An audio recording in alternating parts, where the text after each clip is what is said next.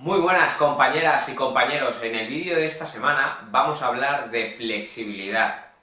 Vamos a definirla, vamos a hablar de qué depende, cómo podemos mejorarla, cuándo debemos trabajarla y qué beneficios nos aporta, todo ello según la ciencia. Si te interesa el tema, quédate porque ¡empezamos!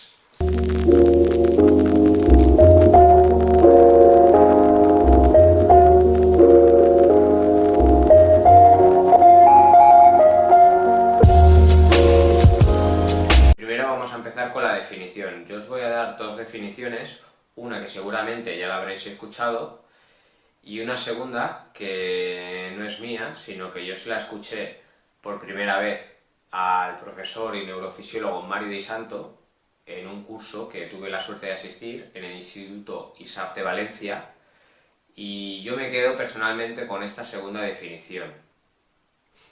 La primera es que, en términos generales, la flexibilidad se define como la capacidad que tiene una o varias articulaciones de desplazarse en todo su rango de movimiento sin dolor y sin restricciones. Y la segunda, en base a lo que nos dijo Mario Di Santo, es que la flexibilidad no sería la capacidad responsable de la amplitud de movimiento, sino la que restringe la amplitud de movimiento. Porque la amplitud de movimiento no solo depende de la flexibilidad, sino que depende de otros factores, como por ejemplo la fuerza del músculo motor primario, el músculo agonista, la coordinación, el equilibrio y la capacidad de disminuir la resistencia de los tejidos. Él nos dijo que la flexibilidad es una capacidad componente de la amplitud de movimiento, quizá la más importante, pero no la única. ¿Y de qué depende? Pues la flexibilidad está influenciada por dos factores, intrínsecos y extrínsecos. Cada una tiene sus características. Los intrínsecos, como la estructura ósea, el tejido adiposo, la grasa, la capacidad elástica de tus músculos, de tus tendones,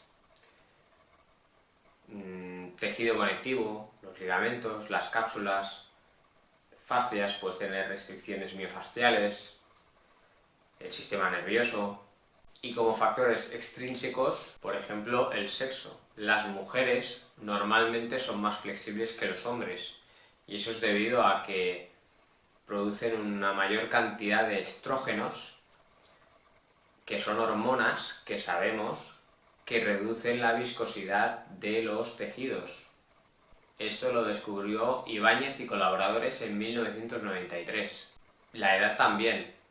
La flexibilidad máxima se consigue más o menos entre los 14 y 17 años. Puede variar, pero no demasiado. Calentamiento físico previo, la temperatura ambiente, el cansancio, los estados emocionales también pueden afectar a tu flexibilidad, porque influyen en la regulación del tono muscular, la hora del día. Normalmente somos más flexibles por la tarde que por la mañana. ¿Cómo podemos trabajar la flexibilidad? Pues voy a citar 4 tipos de elongamientos o de estiramientos.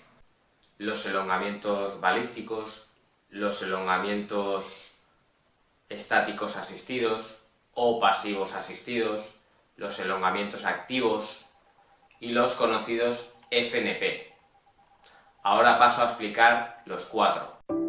Como veis, empiezo por los elongamientos balísticos, que se utilizan para provocar una elongación rápida del músculo antagonista, en este caso los isquiosurales, mediante la contracción rápida y repetitiva del músculo agonista, en este caso el cuádriceps y el psoas ilíaco, aprovechando la máxima velocidad adquirida para poder alcanzar el máximo rango de movimiento. Las elongaciones balísticas las podríamos clasificar dentro de las dinámicas. Ahora continúo con la elongación estática asistida, o también conocida como pasiva asistida, que consiste en realizar el estiramiento de un músculo o grupo muscular hasta un rango de movimiento que será limitado por su propia tensión. En ese punto de estiramiento se debe mantener dicha tensión hasta lograr que el músculo se relaje y así poder aumentar el rango de movimiento. Se la conoce como pasiva porque la persona no ha de realizar ninguna contracción activa. Para realizar elongamientos pasivos nos podemos ayudar de elementos externos, ya sea de una pesa, del propio peso corporal, de una banda elástica, de un compañero, etc. En la elongación activa también se trata de alcanzar el máximo rango de movimiento posible, pero esta vez sin ayudas externas, sino con una contracción voluntaria del músculo agonista, motor primario, como veis en la imagen.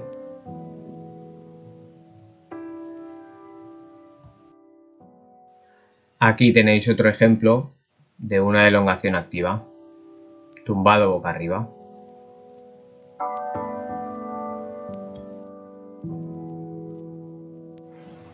Y en cuarto lugar os muestro los FNP. Os voy a mostrar dos técnicas que se suelen utilizar.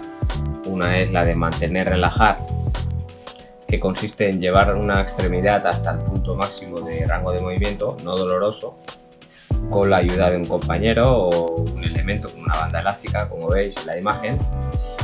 Y una vez alcanzada esa primera barrera, le pediríamos a la persona que mantuviera nuestro empuje realizando una contracción isométrica.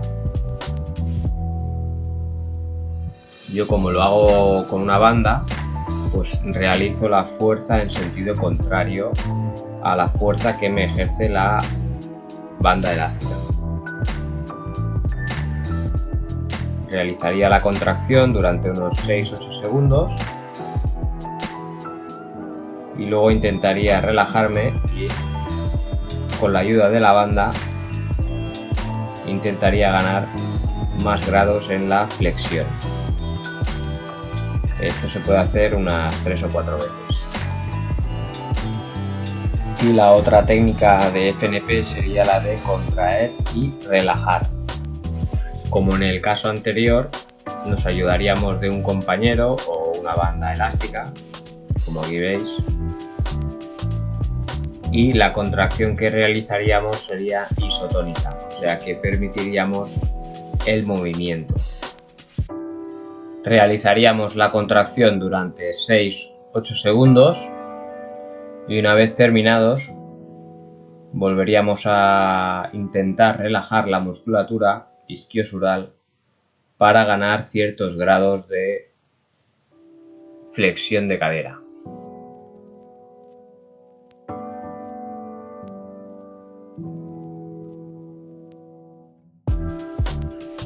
Ahora os quiero comentar algo que debéis conocer sobre los FNP. Sabemos que los FNP son una herramienta muy válida para ganar amplitud de movimiento en un corto espacio de tiempo, pero que los cambios que se producen no son duraderos. En la FNP se produce un efecto llamado inhibición autógena o inhibición recíproca, y esto consiste en que cuando un músculo se contrae de manera maximal, proporcionalmente a esa contracción se va a producir el efecto contrario, o sea que se va a relajar. ¿Vale? Esto es importante que lo sepáis. Dentro de estas técnicas podríamos decir que hay dos tipos de flexibilidad: la flexibilidad dinámica y la estática. La dinámica se refiere al grado de amplitud de movimiento o rango de movimiento que se puede mover una articulación por medio de una contracción muscular. En cambio, la estática hace referencia al grado de movimiento que se puede mover una articulación de forma pasiva, sin que tenga que producirse una contracción muscular. Ahora hablemos un poquito de los beneficios de la flexibilidad según la ciencia. aumento del rango de movimiento de las articulaciones entrenadas, prevención de las lesiones musculoesqueléticas por tensión, aumento de la relajación muscular como base para un movimiento más fluido, disminución de la rigidez muscular. Esto nos puede ser beneficioso a la hora de realizar ejercicios pliométricos, como demostró Handel y colaboradores. Mejora del rendimiento deportivo en atletas y mejora de la coordinación neuromuscular. 3 factores a tener en cuenta para mejorar la flexibilidad: la intensidad, el tiempo y la frecuencia. La intensidad se refiere a que los elongamientos, los estiramientos, no deben realizarse con dolor. Sí es permitida una cierta molestia, pero nunca hacer del estiramiento una tortura, sino que la intensidad adecuada del estiramiento se debe alcanzar de manera lenta y progresiva. Otro factor a tener en cuenta es el tiempo, la sesión o el tiempo del estiramiento, que va a depender del objetivo y del contexto. Por ejemplo, si el objetivo es aumentar el rango de movimiento, la sesión de estiramientos va a ser más larga que, por ejemplo, realizar estiramientos en una fase previa de calentamiento, por ejemplo. Se dice que en la fase del calentamiento no se debe estirar. Esto, en cierto modo, es verdad, pero es verdad entre comillas. ¿Por qué? Porque hay diferentes autores, como por ejemplo el doctor Gerard Moras, que él sí recomienda realizar estiramientos máximo de 3 segundos a máxima intensidad. O el que he citado antes, Mario Di Santo, recomienda realizar estiramientos de máximo 6 segundos, también a una máxima intensidad. Incluso otros autores hablan de 8 segundos, de no sobrepasar, porque se sabe que el estiramiento intenso reducido en el tiempo no disminuye el tono muscular. Otra cosa es si realizamos demasiadas repeticiones en el mismo músculo de 6 segundos con pocos descansos. Claro, la suma total pues sí que puede llegar a reducir el tono muscular, que es lo que no nos interesa antes de realizar un entrenamiento o una competición.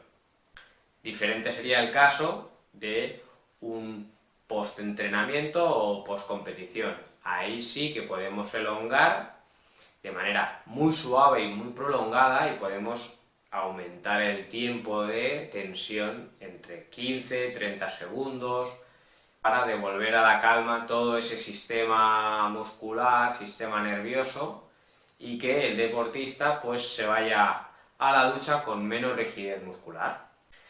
Y por último, la frecuencia. En la bibliografía se habla de que sería recomendable mínimo realizar 3 sesiones de entrenamiento de la flexibilidad a la semana. Yo a título personal os puedo decir de que dependiendo de qué tipo de deporte o disciplina hagáis, si hacéis artes marciales o sois gimnastas, bailarines, pues el trabajo de la flexibilidad diario pues os puede reportar beneficios. En cambio, en otros deportes, como si practicas fútbol o baloncesto, o balonmano, pues quizá no necesitas trabajar tanto la flexibilidad.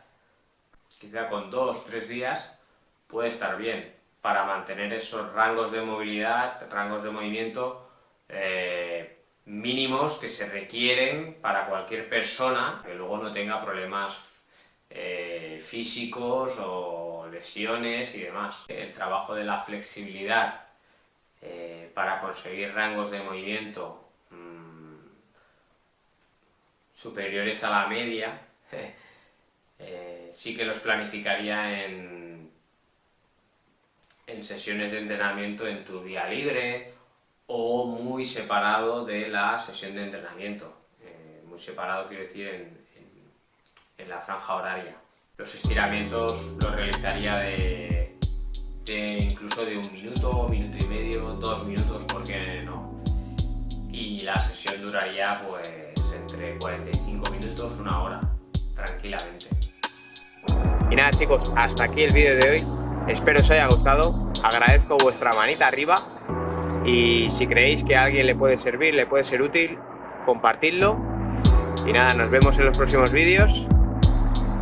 Un saludo y movimiento eficiente.